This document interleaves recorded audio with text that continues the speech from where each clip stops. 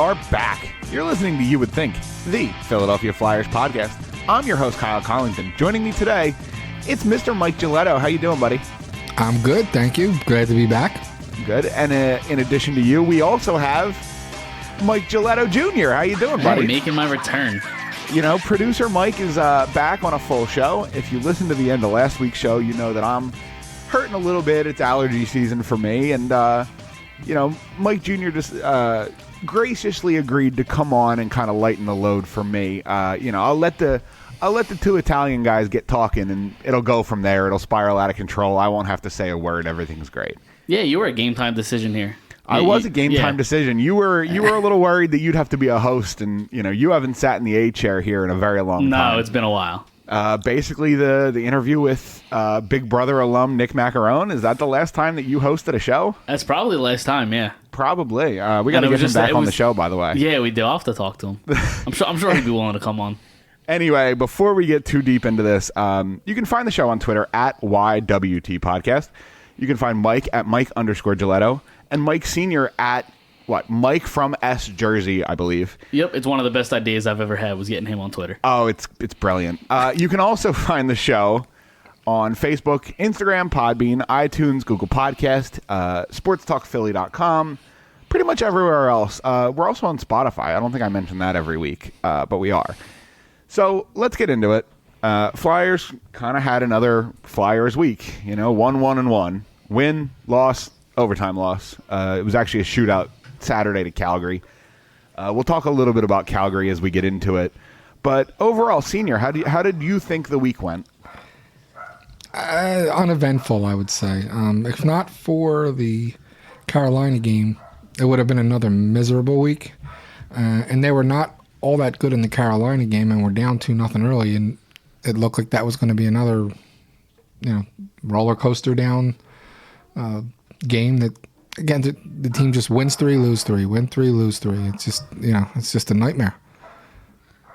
Yeah, definitely. And talking about the week as it went, it was pretty uneventful, you're right. And you talked about not really outplaying Carolina, but kind of getting some good bounces and winning. I would say the opposite happened in the Calgary game. I think the Flyers outplayed Calgary for 70% of that game. Yeah, that's why I think it's still a down week, even though, because the game they won, they didn't really play well. Then they play really well and lose a game that you just have to win. I mean, Calgary at home, you're winning in the third period. You have to win that game. Yeah, and Calgary had some travel issues leaving St. Louis Thursday night. They actually ended up staying in St. Louis overnight and not flying into Philly until Friday. And they've been bad. Yeah, so they were kind of out of that routine, and there's a lot of questions surrounding that team. Johnny Gaudreau, should apparently be on the trade block according to The Athletic, and it's a team in turmoil. And somebody wrote an article about it's more than just firing the coach. There was some speculation that Calgary needs to make some big sweeping changes. Yeah, it's interesting. It's the thing where, is it time for them to really trade Johnny Hockey? It doesn't, logistically, it doesn't make sense. Especially because, on the Twitterverse, right, everybody's saying, oh, give them Jake. It's why, if they're going to trade Johnny Hockey, what on earth would they want Jake Voracek for? Well, you assume that they still want to, try to be competitive, and they're not going to trade Johnny Gaudreau and, blow it up, because they are a good, young, talented team. So getting a piece like Voracek's definitely helping us, be competitive. So, well, listen, he's say what you want about him, but he is an 80-point guy, 75, 80 points pretty much every year. He was that guy when he was playing bad. Now he's playing awful, and he's not even close to that guy. He's got, 15 points in 25 games? We'll see. But at the same time, realistically, let's say the Flyers are going to trade for Johnny Gaudreau. They're not, by the way. But realistically, say that they are. Johnny Gaudreau is making $6.75 million this year, and then for the next 2 years. You have to move money to get Johnny Gaudreau on your team. And realistically, there's not a ton of Flyers making enough money for them to dump. It's basically Jake, Claude, and Kevin Hayes has a no move. and Right, James but why Van would Riemsdyk, who Calgary- also has a no move. Why would Calgary want to add Voracek's money? Well, the thing is, if they want to trade Johnny Gaudreau, they kind of have to take on a salary back if you're talking about the Flyers. So Jake isn't there for value. Jake would be there just to make the money work. Okay, if they got enough with Jake to offset the money law. I got you. I was going to say, you would then have to pay for the value of Johnny Gaudreau, which you're not doing with Jake, but you would do with, I saw somebody say Morgan Frost. That might be enough to get it done on its own. I don't think I'd be particularly comfortable with it, but that's kind of the speculation, as Mike said on the Twitterverse, is would you trade Jake Voracek and Morgan Frost for a guy like Johnny Gaudreau? And would the Flames accept that? I wouldn't do it. I still don't know if that's enough. Really? Like, I don't know if I'd do that, but I still don't know if Calgary would. Right, and that's a totally valid answer. Saying, I wouldn't do that. That's too much for me to pay, but it's also not enough for Calgary to accept. That's a totally valid answer, and I think that's the case here. If Gaudreau was 6 foot, 205 pounds, I would do it. But every guy we bring up, Farabee, Frost, Konechny, every guy we bring up that has some type of offensive talent and can skate is 5 foot nothing, 150 something pounds. And that's what Gaudreau is. That's how the NHL is today. Not for the teams that are winning. I mean, like, I'm sorry, say that one more time. Not. Scheifele's not. Wheeler's not. Pasternak's not. Bergeron's not. These guys can skate and they're big. By the way, Joel Farabee is 6 foot tall. I mean, he's only $163 on skates. There's no way he's 6 foot. According to his Elite Prospects page, he is 6 foot tall, 163 pounds. Now, if you're 6 foot tall, 163 pounds is a little on the skinny side, but he's young enough that he can still add a little bit of muscle and bulk up a little bit. The 163 tells me he's really 5'8". Yeah, no, he's 6 foot tall. well, you also named a bunch of the guys that are like the upper tier, the upper echelon of players. And I don't know if Morgan Frost is that guy either. I think he's going to be, because we need to talk about that, by the way. Morgan Frost made his NHL debut this week, scored a goal, then played a second NHL game, and scored another goal. Both absolute beauties, by the way. So since we're into Morgan Frost, why don't we talk about him also, in addition to what he would potentially bring to a Johnny Gaudreau trade? Oh, he looks incredible. He does. I mean, he just does. I mean, there was one blunder in... That was the Calgary game. It was awful. The turnover in the middle of the ice that led directly to a goal, and then for some Calgary's reason, first goal, yeah. And then for some reason jumps out of the way of the shot, trying to avoid it. But yeah, other than that, he's looked terrific. Yeah, absolutely. And both goals, it's going to sound silly, both goals were vintage Danny Briere goals, which is weird for number 48 in a Flyers uniform at about that size. We have a clone of Danny Briere. It's that simple. Senior, I can't picture Danny jumping out of the way of a puck, though. No. That's being shot at his goalie. But you can see him taking that face off from Claude and just roofing it, or backhanding it from a foot outside the blue paint. And then finishes it with the classic Danny B. Selly. The pump fist celebration. It was great. Especially if it's a playoff game. Yeah, and if you want to talk... Yeah, and if he puts up 30 points during a playoff run, he can do no wrong for the rest of time, in my book. No, to win that playoff run, you still have to block the puck that's being shot. I understand that, but, you want to talk about smaller players. Danny B was a smaller player, and he was successful in this league back when you could hook and clutch and grab a little more. Yeah, no, I'm not saying you can't have a player or two like that. You can't have five. We have five of them because you can't. You can't because the game is not all played in the middle of the ice. The game is played 80%. Oh, I'm probably overstating that a little bit. The game is played predominantly on the wall. If you can't play on the wall, you're going to lose puck possession all the time. I do agree that the playoff hockey is just different than regular season hockey. I understand that. You look at the teams like the Calgary Flames, who are a little speedy. Crushed it last year, knocked out in the first round. You look at Tampa, who's not exactly big. They got speed. They got knocked out in the first round. Winnipeg's always deep every year. Trying to think of the other team. Boston's in it every year. I mean, Winnipeg, who is large, they made a finals run or semifinal run. Right. So it's they're a a little less brand. large without Byfuglien. It's a different brand of hockey. It's the reason. Forwards. I'm sorry. It's the reason why. why they got bullied by Washington twice out of 3 years. Or was it twice? No, the second year was Pittsburgh. But either way, correct. It's why they got bullied by Washington 2 or 3 years ago. I mean, they're small and they get bullied off the puck in the playoffs. It's a different brand of hockey. I understand. I just can't wait till they bring somebody up that's got the hands and it's got the speed and he's got the offensive moves. Wow, this guy looks really good, and he's 6 foot, 205 pounds. Can't wait. But how many players exist in the league like that? 50, and we don't have one. I don't know about 50. Sure there are. It's not 50. No, it's not 50. Winnipeg has I 5 think- by themselves. I think you're overstating how big guys like Kyle Connors and Nikolai Ehlers are. They're not huge guys. I'm counting Scheifele. I'm counting Wheeler. I'm counting Laine.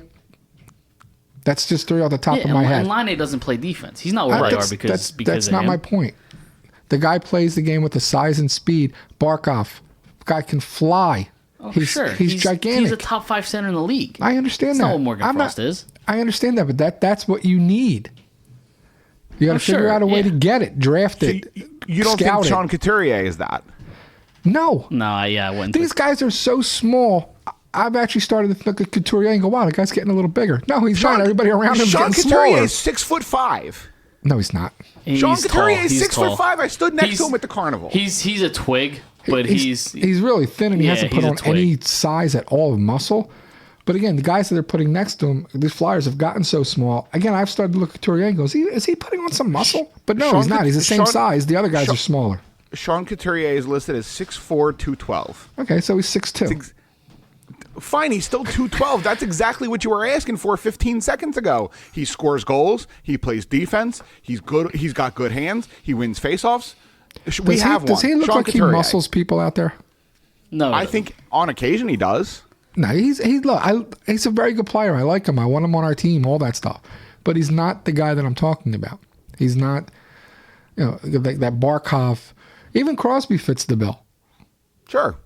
But then I'm not saying we should get Crosby. I'm not saying that. I'd love it. No. What I mean is, I know we're not going to. No. but we need It's the one size Crosby to go in the along with history of speed. the NHL. Right. Yeah, I mean, Crosby's pretty much just the best grinder of all time. That's all he is. He's just the grinder with the greatest hands ever. I mean, I was gonna say I wouldn't say that's all he is, but I get what you're saying. Right. He's a little more than just the just greatest grinder to play no. the game. Yeah, but you get what I'm saying there. What his game has morphed into from his first 2 or 3 years in the league to where he is now, it's been something to watch. I hate him, and again, I hope he retires tomorrow, whether it be forced or otherwise. But again, the guy's real. You got to respect him, and that's all I'm going to say about him because I hate him. Let me read off the stats of a player. Okay, 6'2", 214 pounds, strong on the puck, really good on the wall. 66 points last year, 85 the year before that. What do you think of that player? I would have to see the eye test. If that guy gives the puck away 5 times a game and is a -3 for the season, those 85 points were worthless. I'm just going to guess. Who are you talking about? Kopitar is my guess. No, you're right. It's Jake Voracek. Yeah, Oh, of course, Jake Voracek. exactly. Okay, Exactly. okay. Who, again, he's strong on the wall. He's fast. He does everything, but he's dumb as dirt. That's funny. No, I know he's your favorite player, so I try to bring him up at least once per show. It's tradition at this point. Right, but there's a small handful of perfect players in the NHL. A small handful. For sure. Sidney Crosby's one of them. We just talked about it. I would put Nathan McKinnon as another. Connor McDavid is very, very good, the best player in the world, but he's not perfect in your eyes because he is small. He's not great on the wall. He doesn't really need to be because of how I understand. fast he is. I It's understand. unreal. But at the same time, I'm naming these guys, Sean Couturier, Jake Voracek, who have 4 out of 5 things or 6 out of 8 things, something in that nature, and it's in your eyes, Senior, it's not good enough. No, when you watch the game, you can see it's not good enough. Right, and the problem is, okay, first of all, I never see Sean Couturier play hockey and say it's not good enough. Second of all, it's very difficult to have a player who doesn't have something wrong. And if you think, I don't think St. Louis has a single one of those players. Has a single what? The guy that just does everything? The guy who does everything. The guy who's Ryan O'Reilly was incredible. Ryan O'Reilly's pretty close. That's fair. Incredible. I forgot about Ryan O'Reilly because he does it all silently. It's incredible. Right. He's terrific. And then on the back end, they have their number one defenseman in Alex Pietrangelo. I understand, but and then they call lightning in a bottle with Bennington, so that helps. But we're talking about moving forward, long-term success, correct? Sure. And Ryan O'Reilly is going to be great every year. Alex Pietrangelo's getting old, probably starting to slide downhill, and I don't know if Colton Parayko can step up and be the number one when Pietrangelo kind of falls off that cliff. Pietrangelo's only 28, 29 years old, isn't he? Is he really? I think he's older than that. Is he? But he's not 36 either. No, he's not 36, but at the same time, he's not getting any better at hockey, right? He's as good as he's going to be. Yeah, no, this is who he is, yeah. And which is good. He's very good.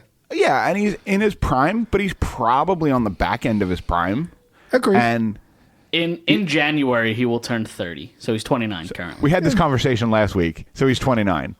Yeah. Yes. Can tell you listen to the product, Mike. Do you like Draisaitl? I do enjoy Leon Draisaitl, yeah. 6'2", 210. Yep. Okay. So just another one. So he's about the same size as Jake Voracek. Okay. And Sean Couturier, which we literally just said. And when Couturier is their second best center, we got something. Well, that's easy to say behind Connor McDavid. Because he's behind Connor McDavid. I'm just saying, he's their second Draisaitl best center. Doesn't even play center. No, he's not. No, he's not. He's their best winger. Let's get it real. I think he plays more center than McDavid. Wing. Let's be real. There's a hot take for you.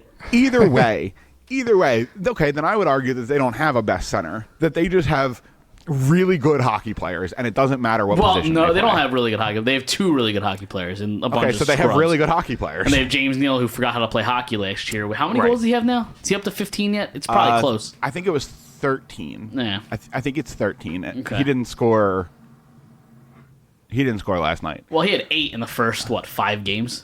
Something like that. James Neal, yeah. But he's about as valuable as Milan Lucic. Yeah. Well, that's an interesting one. When we talked about Johnny Hockey, I'd heard people saying, if we take the Lucic contract along with Johnny Hockey, obviously we have to send some more cap their way. We have to send Jake plus something because Lucic is making, $5 million? Something like that. Maybe the Flyers have less than $1 million in cap space. Yeah.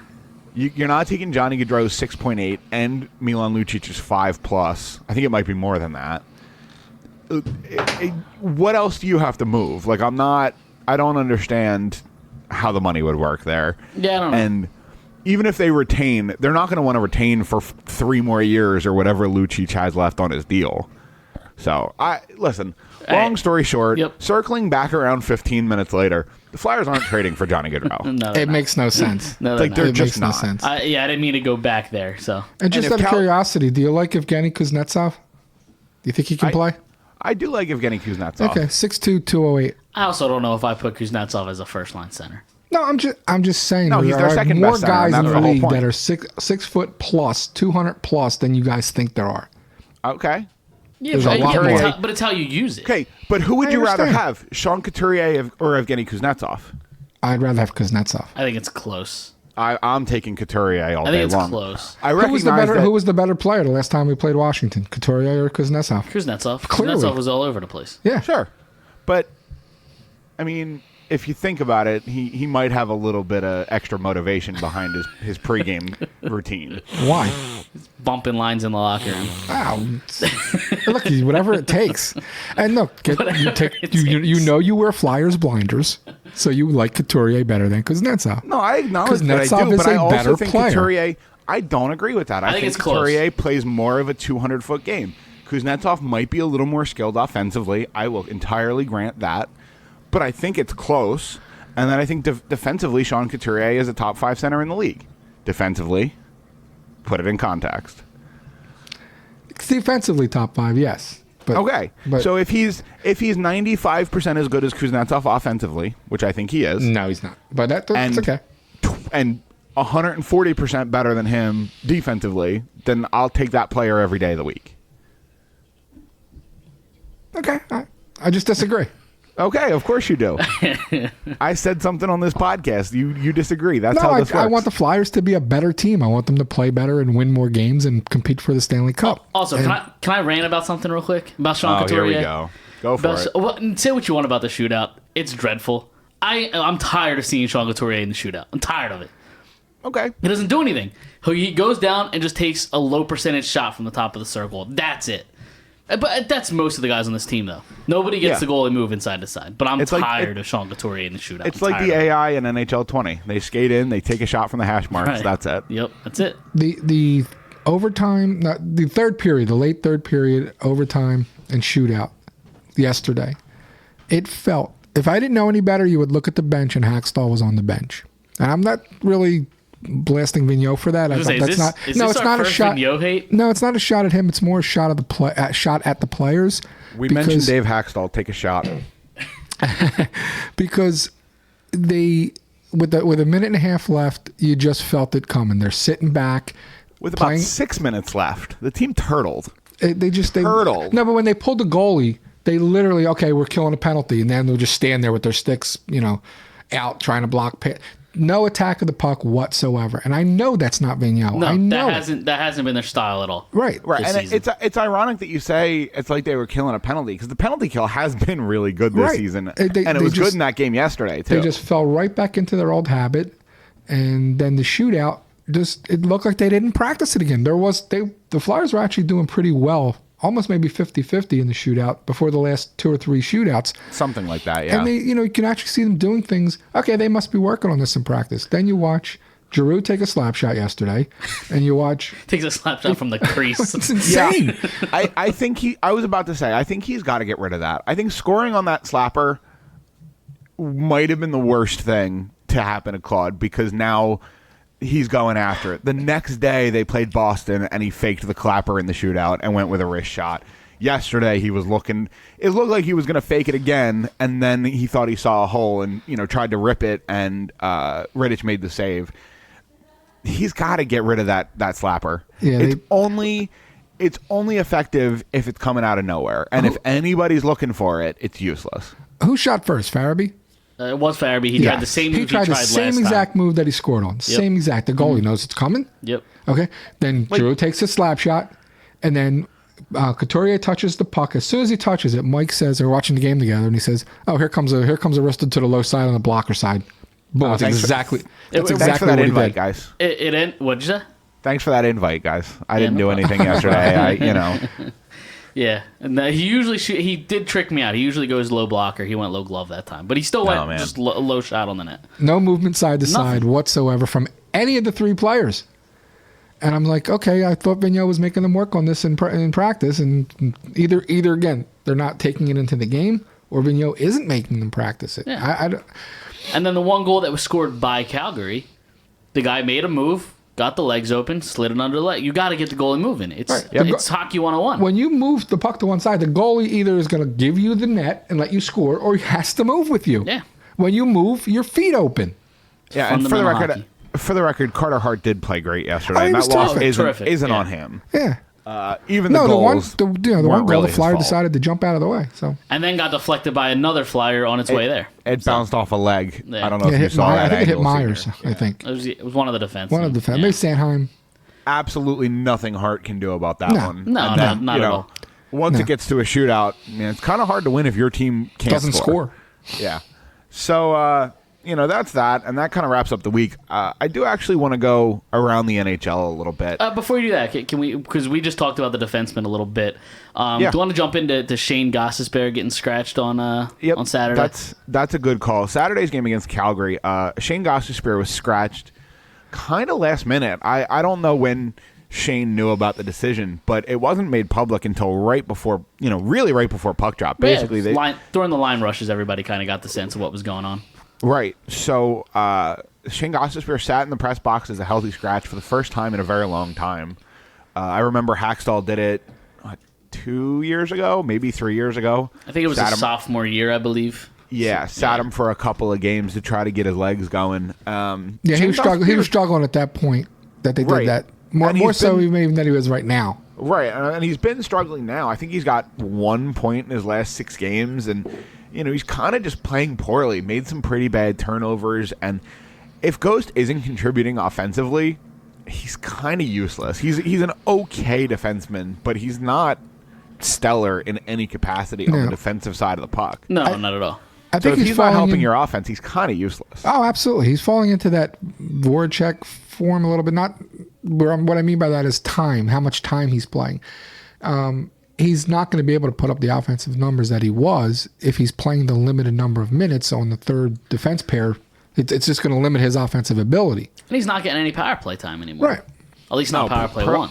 Provorov has taken his spot on power play one, and justifiably so. Absolutely. And in an NHL today where your top power play unit is often playing a minute 10, a minute 20, sometimes a minute 30, second power play unit very rarely has time to set up and have a chance to look good. So he's not really getting much power play time. And then when he is, it's on the second unit, often changing on the fly in a little bit of a scramble. And then he's with second unit players who, still very good. I think Vigneault was just tired of seeing him pushed around in the defensive end. And it circles back to my we're too small argument, but he's just too small to play defense. He really is.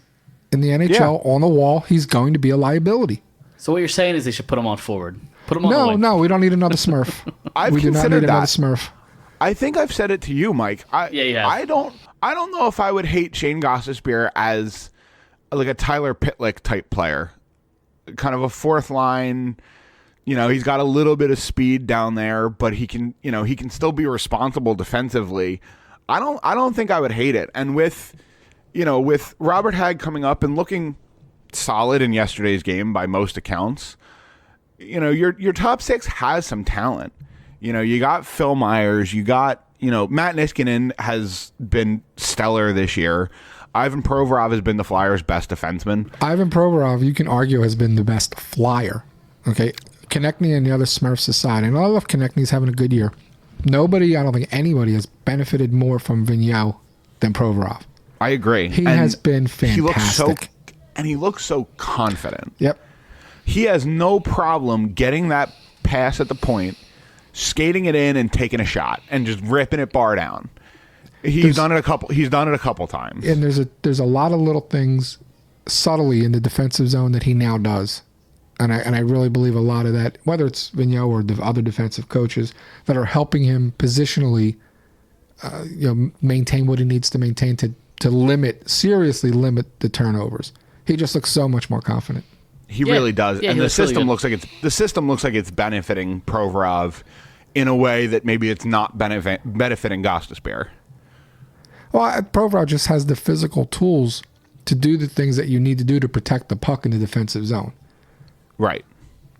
One of the goals I gave up yesterday, or maybe it was one of the first two Carolina goal games, the defenseman, I think it was Sanheim, was just in such a rush to throw the puck up the wall. It ends up on the defenseman's stick, shot deflected in. If the puck is at the defenseman's feet, it can't go in the net. Relax. You don't have to just throw the puck away. It's better that they take it from you than you throw it away. Yep. So that slowly but surely, it has taken hold with Provorov, and slowly but surely, hopefully, it will do the rest with Myers and Sanheim and everyone else. Yeah, Provorov looks really good. And I was his biggest critic the last 2 years because he hasn't played justifiably well. so. Yeah, he hadn't didn't progressed. Play well. So it looks like he's finally taken a step forward. Yeah, he had that stellar rookie season, and everybody's expectations shot way up. Was it stellar though? Like it was very good for a 19-year-old defenseman or however old he was. Very good, but I don't know if I'd use the word stellar. It gave every reason to be absolutely optimistic. For sure. Yeah, I think it was okay. So I want to compare Ghost's rookie season to Provorov's rookie season. Ghost's rookie season was a little bit shorter. He was a mid-season call-up when Mark Streit got hurt. And he just started scoring goals. He scored power play goals in like overtime goals in like 4 of his first 10 games. He was scoring power play goals all over the place. And if the word is impact, Ghost had more impact. Exactly. Expectations shot to the moon because you have this young defenseman who just came out of college. He's ready and raring to go, and boom, he's scoring goals at an NHL level right away. And real talk, they don't make the playoffs without Shayne Gostisbehere. Absolutely not. They don't. He carried them to that Washington series for sure. So then next year, Provorov comes in, and his rookie season, I would put it on par in terms of how good he was. He just wasn't quite as offensively impactful, which is not his game, and that's fine.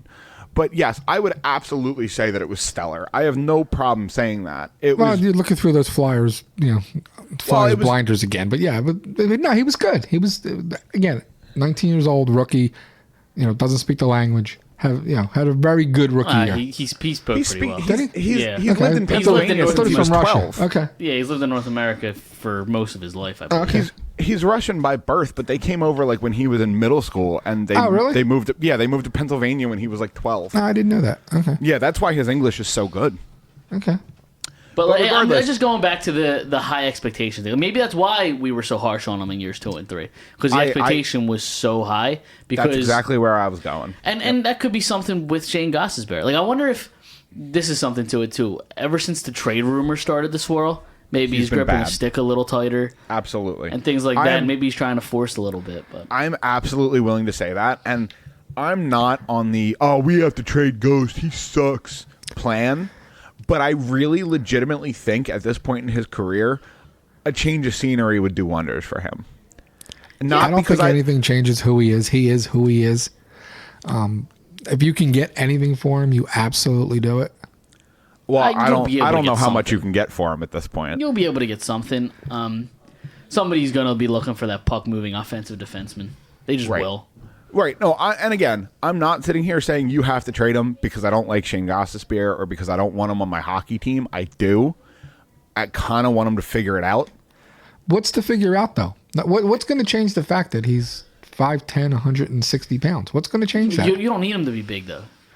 You need him to be the dynamic guy that he was his rookie year, and he just hasn't shown that. It's not that he's trying those and just failing or whatever, and maybe he gets 50% of them or whatnot, but he's just not even trying them. It's like his confidence is just shattered. He's not even trying to be the dynamic guy he was his rookie year. Senior, so you keep talking about size. Let me ask you something. How much time do you spend on the wall during the power play? He's not playing the power play. How much time do you spend on the wall during the power play? That's not why he isn't playing, though. Can you please answer the question? On the wall, 0. Neck wall. Okay, how much 10%?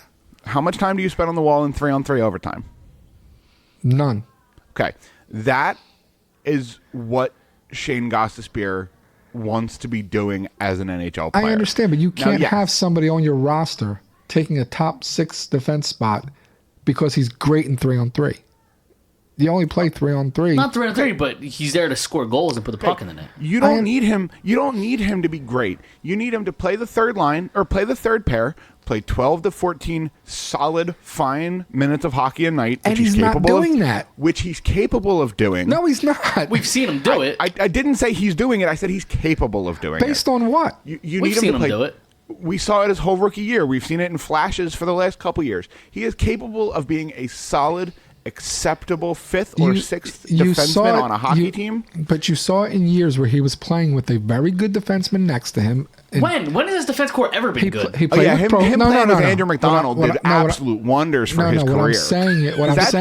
That's his rookie year partner. No, I'm not saying the guy on the other side was great, but he was playing top second pair minutes and time where the guy on the other side was better than Braun. Andrew Okay? McDonald? Is Andrew McDonald better than Braun? Anybody's better than Braun. I'm better than Braun. Andrew McDonald is not better than Braun. Braun's awful. Okay. Okay, out of everything that's been said on the show, that might be the hottest take of them all. No, Braun's awful. Braun's pretty bad. No, he's bad. But to say he's better than Andrew McDonald, I don't know. He was. Yeah, look, I hated the M&M boys, so that's I'm not going to sing the virtues of McDonald. That's for sure. Well, him and Manning. The M&M brothers, they were. Oh God, thank God they're out of here. Senior, let me give me a second here. Let me finish this one little thought here, and then I'll let you go. Go ahead. I agree. Shayne Gostisbehere playing top pair minutes with Justin Braun is a bad idea. I think in a matchup situation against the other team's bottom 6, Shayne Gostisbehere and Justin Braun as a pairing even can play 12-ish minutes a night and do fine. They don't need to completely stop the team. They just need to be fine. They don't need to be insane. They just need to be fine. But they haven't been fine. Let me finish. So they spend this 12 minutes a night being fine. And when Shayne Gostisbehere gets his offense figured out, when he gets his legs going, when he relaxes, whatever he needs to do to solve his problems, he can play 12 minutes a night and then power play time. And then if you get to overtime, overtime. And if he's ready to go, that's where I want him to be. I don't need him to be a top pairing Norris candidate like we all thought he was going to be after his rookie year. And I think he finished 5th in Norris voting his 3rd year. He made a run at some point. Anyway. Yeah, because it's kind of been a pattern with him where rookie year was great.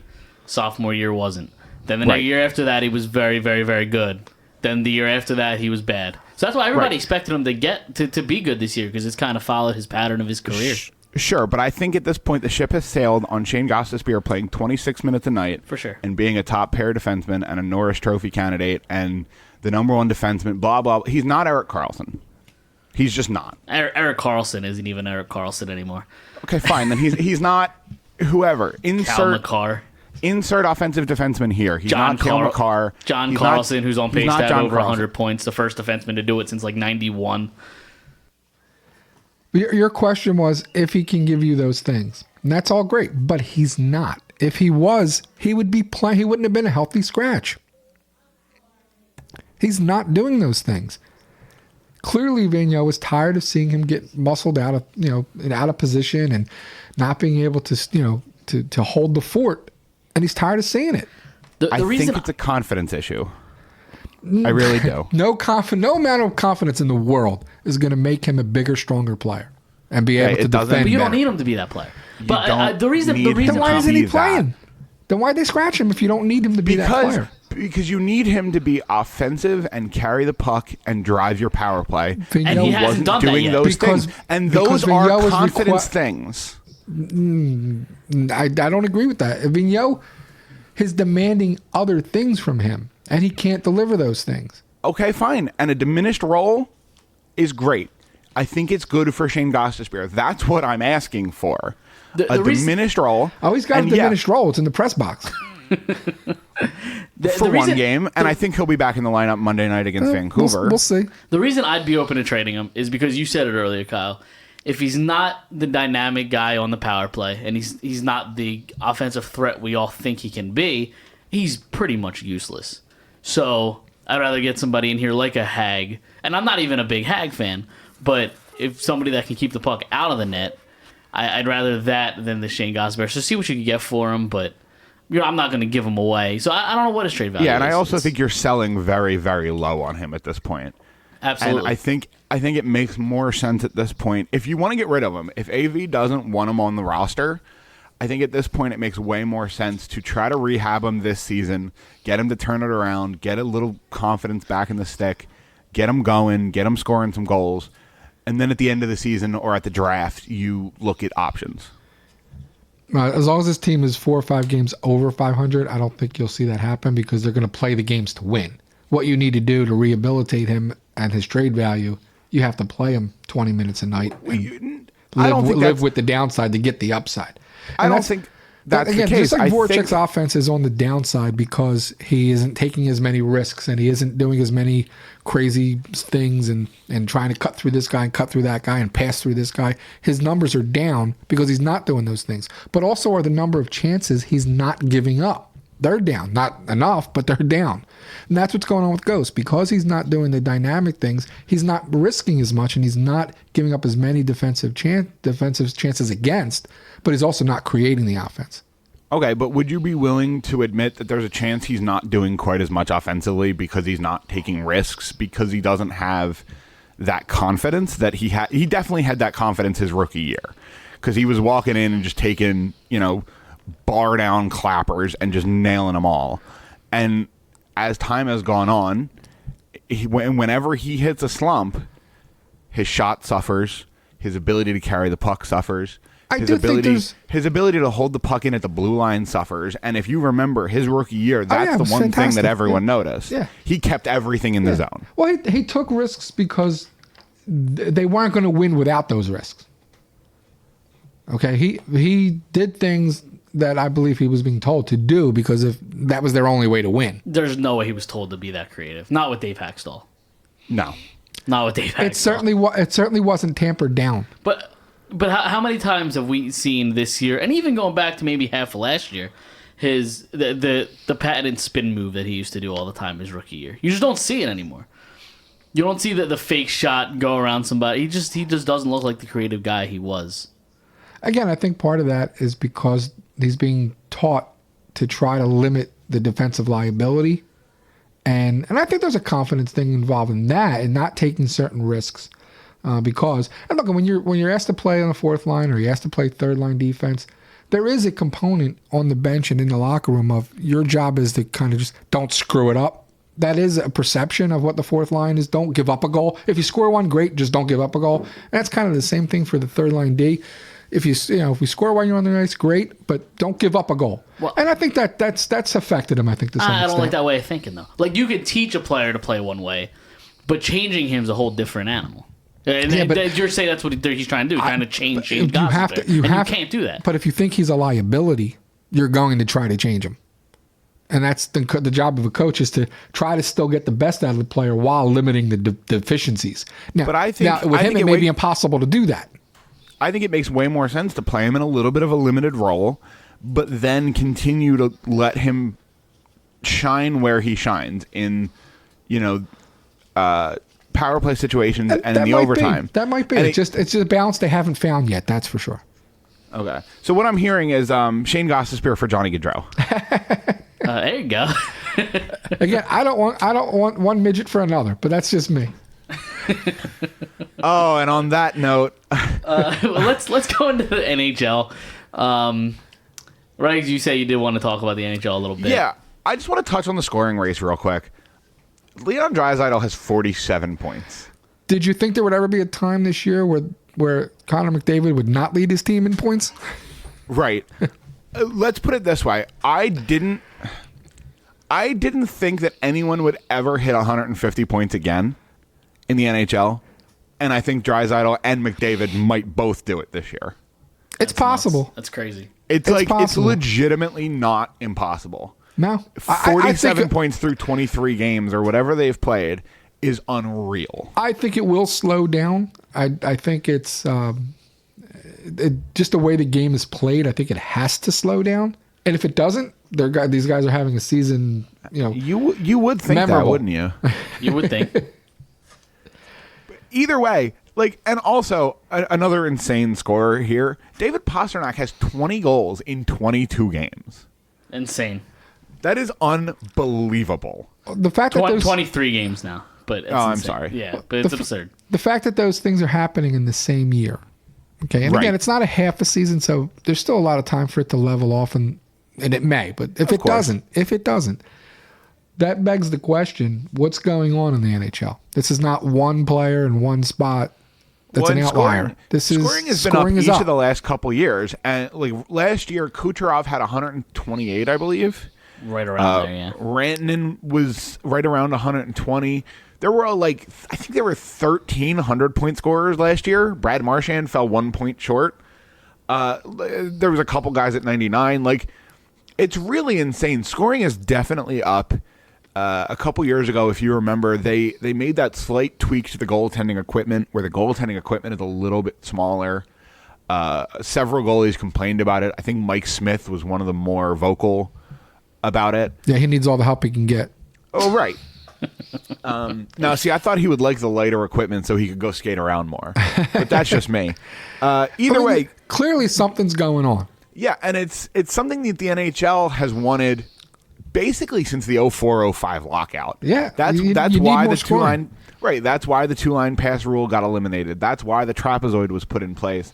That's why after the 2012 lockout, refs got way tighter on hooking and holding and slashing. You just touched on one of the things I think that's taken a few years for it to help.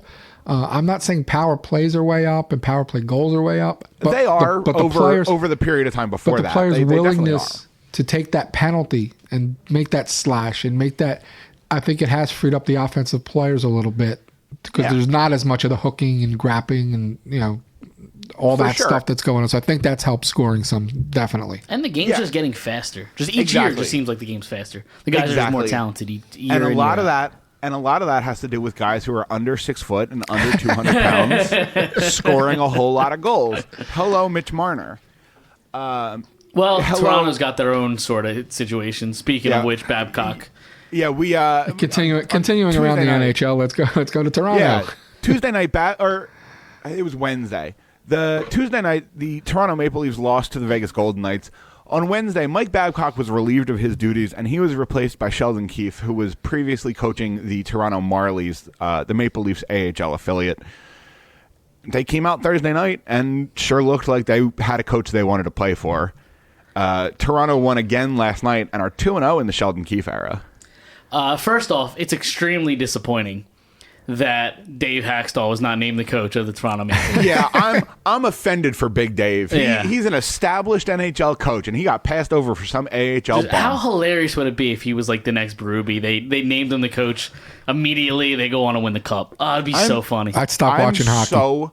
I'm so glad they didn't name him the coach, because if they named him the coach, I was going to go to the sports book and put $1,000 on them winning the cup, because it's 100% going to happen. Here's what's going on in Toronto for the first 2 games. Do you ever you watch a little kid, you give him some candy, and you watch him run around the room like bouncing off the walls, and then you look an hour later and he's dead asleep? That's exactly sounds like Junior all the time. Yeah, that's what's going to happen in Toronto. As soon as ding dong, the witch is dead and he's not here anymore, and Babcock's gone, and everybody's happy for a few games, you're going to watch that team. You letting the inmates run the asylum is insane. It's crazy. I can't believe they fired him. I don't think they're letting the inmates run the asylum. They clearly are. There were rumors floating around that the GM, Kyle Dubas, wanted to fire him after the loss to Boston this past season. And he was overruled, essentially. The team, upper management, Brendan Shanahan and Maple Leaf Sports and Entertainment, the group that owns the Maple Leafs, basically overruled Dubas and didn't allow him to fire Babcock, is apparently the rumor. So this is something Dubas has wanted for a while. And when you've lost, at the time, 6 straight, it's kind of time to turn your season around. They'd far underplayed expectations. Management was Dubas was apparently upset about how Babcock deployed players. I don't think it's as crazy as you think it is. I think he had to go. I just think in the long run they're going to really regret it. Why is that? Why are they going to regret it? I disagree, but I'm curious to hear your thoughts. Because when you have somebody with his pedigree who knows what it takes and he's not getting the players to respond, that's the player's problem. Does he know what it takes, though? Absolutely. He had one of the best teams ever in Detroit. I was going to say, I'm going to question his pedigree. He has 1 cup, and I could have coached that team to a Stanley Cup. I think you're underestimating how hard it is to walk into that situation. I think you're overestimating. I think you're underestimating how easy it is to coach Pavel Datsyuk, Henrik Zetterberg, Nick Lidstrom. Like, that team has 7 Hall of Famers on it. That team, yeah, but they weren't just good for a year. I know. That's what I'm saying. They were good for a decade before Babcock got there. I understand that, and they stayed good. Yeah, because they're a good team. This just in, you need good players to win in the NHL. Wow. Yes. Okay. He had 10 Hall of Famers. Again, look what's going on in New York and the Islanders. Dave Haxtell could have coached that team to a cup. Yeah, and I think that's fair. And I had a similar thought when they first hired Babcock. I was like, all right, this guy's won before, he can do it. But this Toronto team has way too much talent to be this bad. Yep. They have way too much talent. They have way too much talent to lose to Boston in the first round 2 years in a row. And maybe you can blame the NHL postseason schedule, and I agree. I much prefer 1 through 8. I understand the divisional system. But at the same time, Toronto was a top 5 team the last 2 years. They just happened to play against, the second best team in the league. Yeah, and their biggest knock was their defense. So then they go out and trade for Jake Muzzin. They go out and trade for Tyson Barrie. both of which have had awful starts. Tyson Barrie, I think, had 6 or 7 points through the first 22 games. In his last 2 games with the new coach, he's got 3 already. So you know how everybody complained about Dave Haxtell playing Andrew McDonald too much? Yep. Tyson Barrie, I think, was averaging something like 18 minutes a night. Cody Cece is averaging about 24 minutes a night. And Cody Cece is not a good defenseman. That's Under breaking Babcock, news. I mean. Yep. No, he's down on Andrew McDonald level. I'm willing to say that Cody Cece is about on the Andrew McDonald level. I think he's And slightly it's better than that, but not much. saying much. Not much. The bar is laying on the ground, and he is struggling to step over it. But at the same time, Cody Cece is bad at hockey. Yeah. Just bad. Yeah, and then it goes back to, I believe it was the Boston series in the playoffs. You're down by 1 or up by, I forget what the situation was. You're sitting Austin Matthews and putting out Patrick Marleau Exactly. with a minute or 2 left in the game. I mean, So, play your best players. It's not that hard of a concept. To Toronto fans, Babcock's deployment of his talent has been terrible, and they've wanted him out for quite a while. I don't think this firing is nearly as reactionary or, quick as you think, Senior. I just if you have a hard time playing for a coach and you are only scoring 6 points in 20-something games like Barrie because there's too much pressure over your head, you can't play for this coach, and you had the weight of the world lifted with the new coach and you got 3 points in 2 games. If you're that small, you have no shot when the chips are down in the playoffs and the pressure is not from the coach, but the pressure is from winning the game. You're not big enough to win in them big moments. I'm sorry. You made a comment about Jake Voracek's numbers and Shayne Gostisbehere's numbers being down because they weren't being played, correct? Their ice time is down. Not just is their ice time down, but the way they're being told to play the game, they're limiting their risk, so they're going to limit obviously the point totals are going to suffer. Apply everything you just said to Tyson Barrie, because that's what was happening under Babcock. He wasn't playing, so he wasn't producing, and then he was getting punished for not producing by playing even less. And at a certain point, you kind of end up not playing.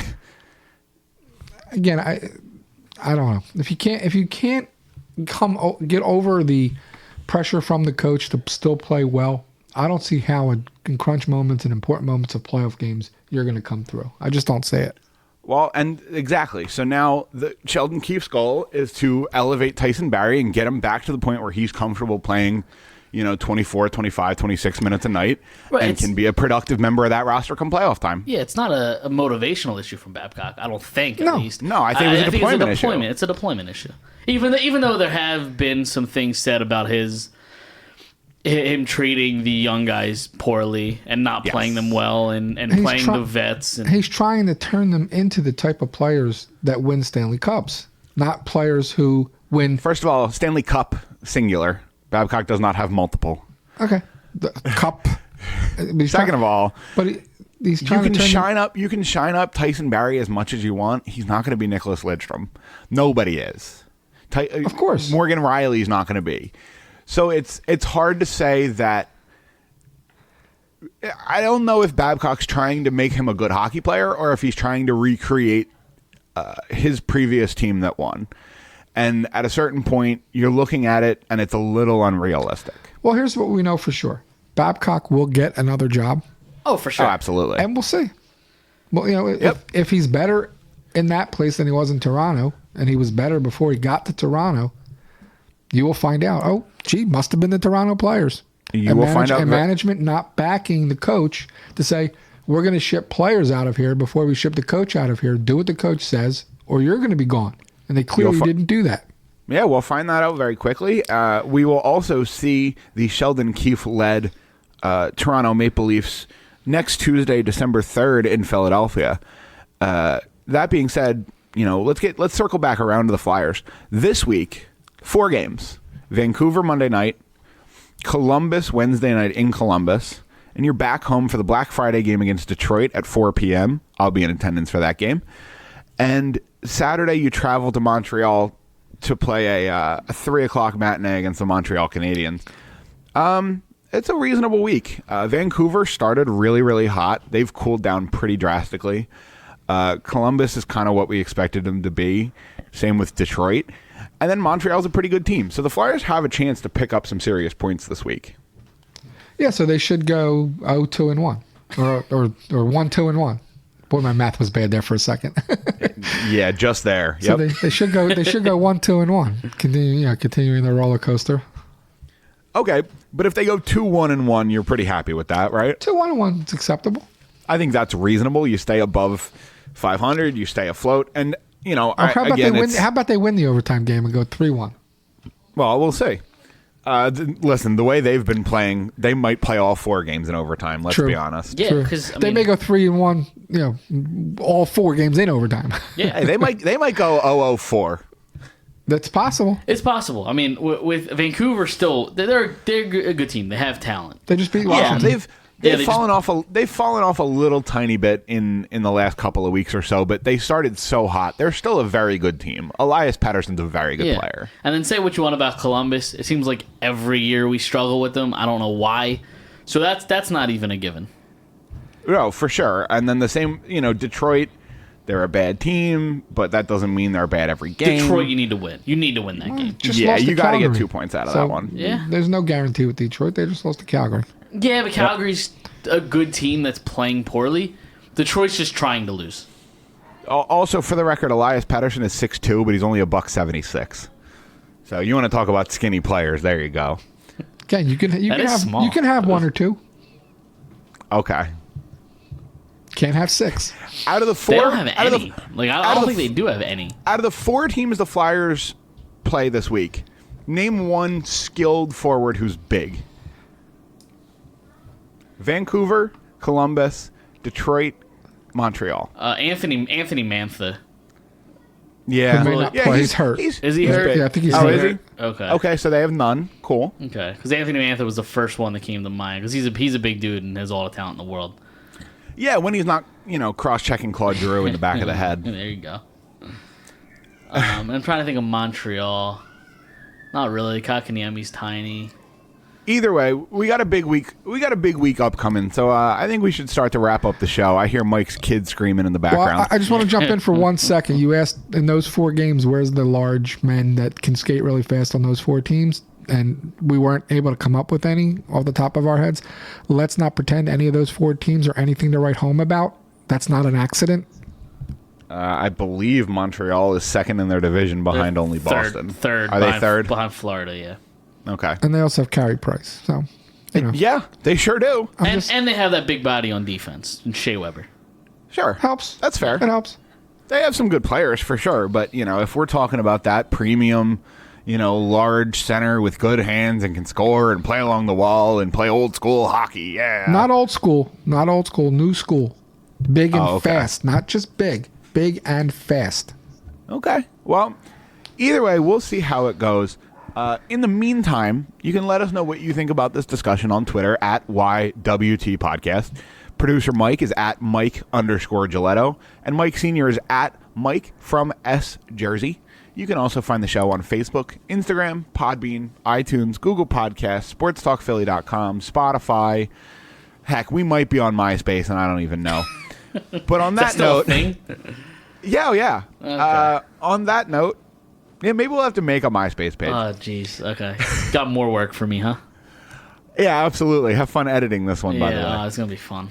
And on that note, any last words, Senior? No, I'm good to go. We'll see how this week goes. Junior? No, I think that was it. All right. We covered it all.